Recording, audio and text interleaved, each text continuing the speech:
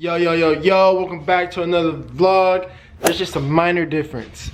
It's finally daylight. I finally got this camera on when it's daylight. That's like a struggle for me for some reason. But before we continue with this video, I kind of want to give a shout out to you guys. I want to thank you for the love and support, and for the people that watch the video, shout out to you guys. If this continues, you guys might have to slide for your free hugs. I'm just kidding. But without further ado, let's get inside this video. Inside, continue, same thing. So I can admit, I did not pick the camera up when I was basically building, or not building, but like installing the whole like management and like setting up my trunk. The reason being, I have an explanation for it. The reason being is because it was so like, it wasn't like all in one day. It was like kind of pieced out, and I didn't want to take a whole bunch of clips from different days and like put them together. Cause to be honest with you, I don't know if you guys realize, but I'm not really a big fan of, you know, recording on different days and putting in one clip. I feel like a vlog's like for 1, 2, max 3 days. I don't know, that's just me. Sometimes it happens, you know, stuff happens sometimes, but if you can avoid it, avoid it. That's just me. But what I did that you guys did not see or aren't gonna see, but I'm gonna walk you through the whole thing. So if we had the same car, I damn near did the whole installation for you, because just follow what I did and it would come out perfect. Last time I showed you guys my trunk, it was a plain Jane trunk. Now let's look at it. So what I did was I took the stock, actually, we're gonna pause this. I'm gonna show you how I ran the lines first, and then we'll come inside. So we're just gonna close that. Act like you never saw that. So what I'm gonna do right now is I'm gonna show you guys exactly what I did and how I did it. Now, of course, I have the front suspension and the back suspension on. Ran lines from the front all the way to the back, and the back all the way to the back. I installed the manifold, the management, however you want to call it, and I ran the controller. Literally what I'm waiting for is the fitting. So like, if you have bags, or if you want bags, the people that have bags, you know that fittings are the most annoyingest thing. Like, that's just like a whole nother, I don't even want to see fittings for the rest of my life after I get done with this. But literally I'm waiting for the fitting. So I'm waiting for UPS to get here so this car can get off jack stands and go outside for the first time in a month. Like I said, if you have the same car, follow my steps and damn near did the installation for you. You're welcome. Hello. How's it going? Pretty good. So good, thank you. all right, done. Okay, so UPS just got here with the last piece to the puzzle. So what I'm gonna do is I'm gonna install the fittings first, and then once I get done, I'll do a full review of what I installed and how I did it, versus showing you what I did now, then installing, then showing the rest later. You know what I mean? So it's better if I just do it all at once. So give me a second, and we'll get there, guys. Okay, so I just got done. The whole car is done. Like, the car is completed. The car is officially bagged. So before I put the front wheels on and the pedal on and basically put air in the tank and do all that stuff, let me walk you guys through what I did. Let's do it. So here's the front left strut with the braided line. What I did was I ran it back through here, and that line gets ran to the back of the transmission. Like, for example, this is the downpipe right here, this is the wastegate, and then the line goes like right above it, like the subframe, and that gets ran back. And for the passenger side, again, it's a braided line that gets ran back through that way, like literally like just ran back. And then both the lines come out right here. So 1, 2, and it literally is perfect. There's an empty slot for the fuel line. Both lines are ran in that slot. So run it to the slot 1, and then that literally goes all the way back. Like, I'm not kidding, all the way back. Watch, we'll follow it. Let me scoot. So there's a line, gets ran into the fuel line, fuel line, and then a fuel line stops right here. So I just zip tied it to this fuel line, because the actual like bracket itself stops back here. So this zip tied it to this fuel line, and then it's routed like right in the cracks of the fuel tank, and then it goes, I don't know what this is, to be honest with you, but then it goes above that, right above there, and then it's zip tied, as you can see right here, and this hole right there literally leads to the cargo area. This is the exhaust for the manifold, by the way.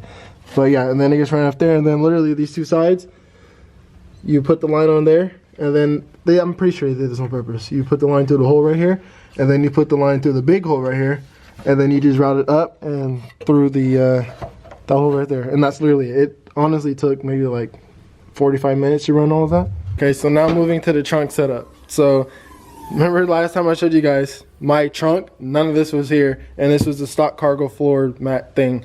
So what I did was I took the factory cargo mat out. I bought a big piece of wood. I laid the cargo mat on that wood and I traced it. So then after I got done tracing it, I used a jigsaw and I cut, of course, accordingly to the trace, and then I sanded it a little bit.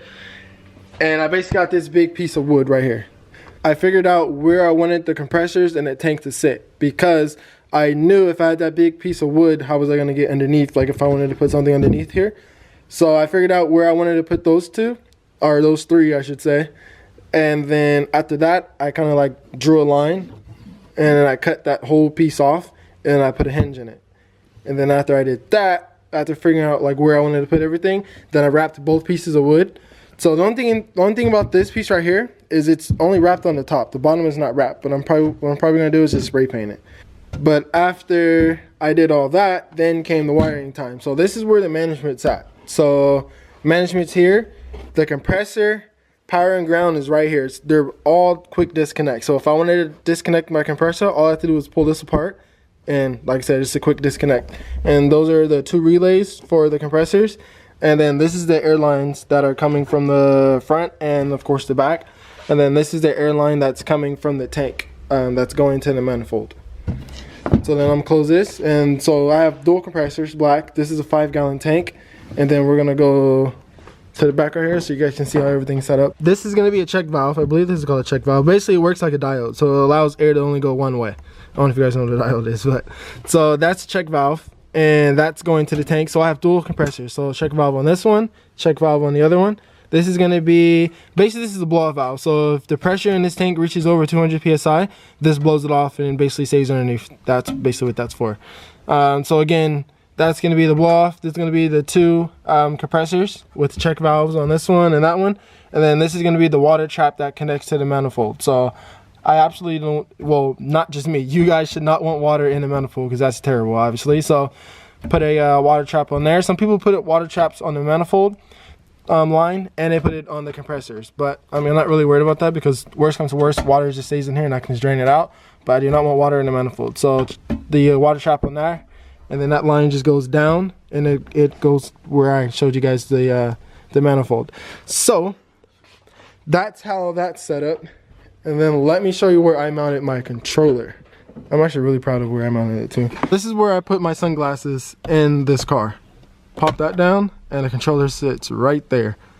So there I can monitor like what bag has what PSI, blah blah blah.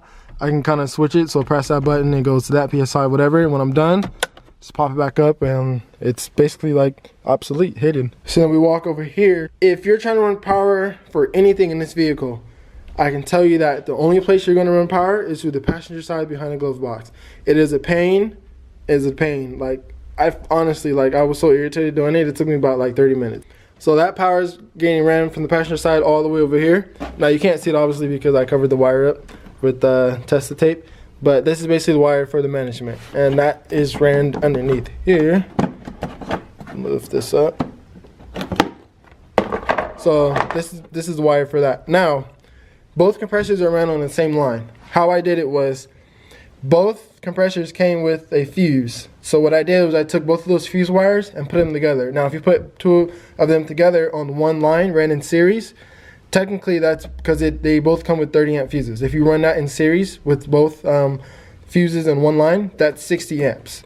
So technically how it would work is, obviously if one fuse blow, both of them will blow. And like, again, that one line is on 60 amps, so that's more than enough. And I'm so proud of this setup because everything I just showed you guys, I did myself. Not to be like cocky or anything, but it's just, I don't know, like this is like the most simplest setup you can have in the trunk. But again, like I did it myself, so I guess that's why I take so much pride in it. But let me go ahead and start it up, put some air in this tank, and then let's air this car up. All right, so real quick, car's out, off on jack stands. It's windy out here, so I don't know if you guys can hear me very well. I need to tighten the wheel so I can go get it torqued at Chris' house, but this is what we're looking at. The front's gonna be a little bit high because I need alignment again, but satisfied.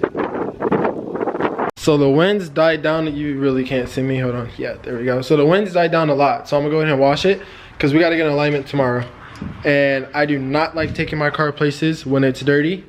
And I don't even like my car to be dirty. So I'm going to wash it. But until next time, thank you guys so much for watching.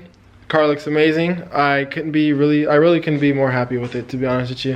It looks dope. So if you haven't already, follow me on Instagram, because this is where this car is going to be posted always, always, always. Other than that, I'll catch you guys in the next video. Peace out. I've been really trying, baby, trying to hold back this feeling for so long. And if you feel like I feel, baby, then come on. Oh, come on. Woo.